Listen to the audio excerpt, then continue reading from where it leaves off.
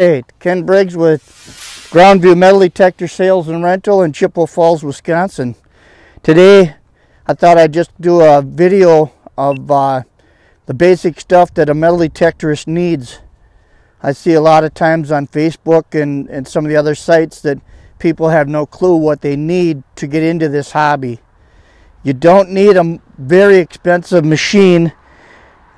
Like this is the middle of the line machine, the MX5 from White's.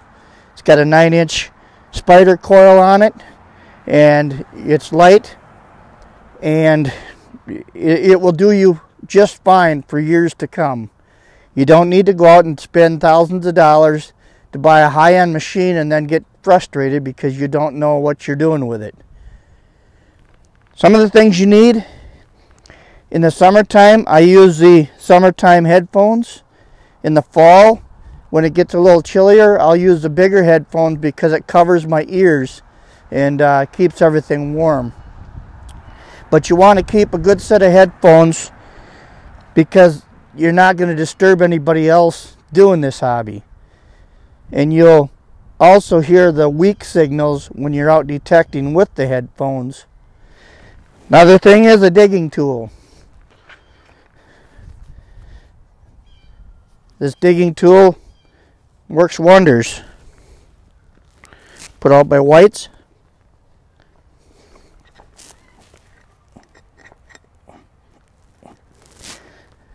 When I can get it in the case.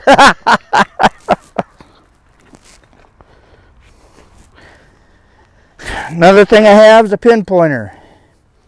This is the TRX. It will go down about 4.5 inches into the dirt. And the good thing about it that I like about the TRX from White's is the tip is the detector. Some of the other brands, you get the whole stem that's the detector.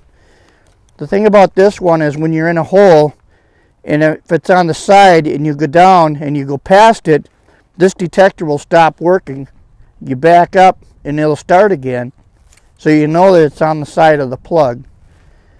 Another thing is a cloth. When you're digging out the dirt out of the hole, put it on your cloth so you can put it back in the hole when you're done. Another thing I like to use is a gasket removing tool. It's works for the targets that are not so far down in the ground. And the last thing I use is a coin probe. The coin probe, when I locate a target with my metal detector, I use the coin probe to locate it so I know where that's at. And then I dig a small horseshoe plug to get that target out of the ground, doing no damage to the lawn or the coin. So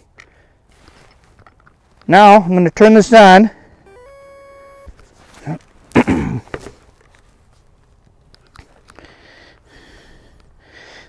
This is what they call a block detector. It goes in blocks. You can notch out, or notch detector I should say, you can notch out the different things that you don't want it to pick up. So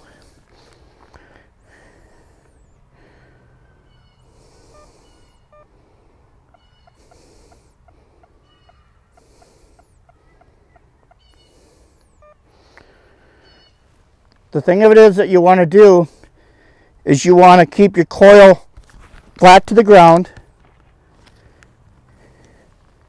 Start on one side, 1001, 1002, 1001, 1002.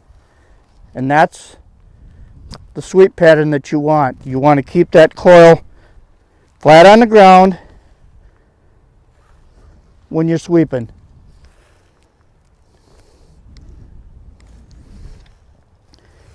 You do not go one of these numbers. You're not golfing. Keep it flat on the ground. And I recommend a coil cover.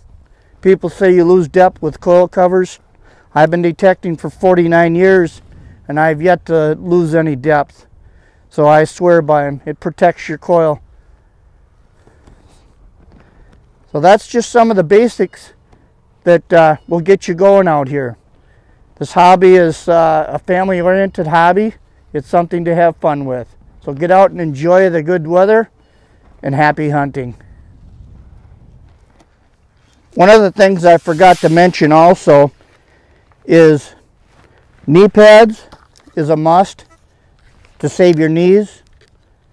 And I also have the digger from White's.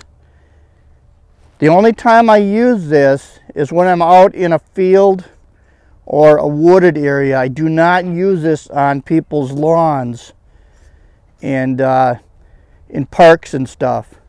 I use the smaller digger in those locations. So, but it's a good tool. I've used it quite often, and it gets what I need. So, thanks for watching. Happy hunting.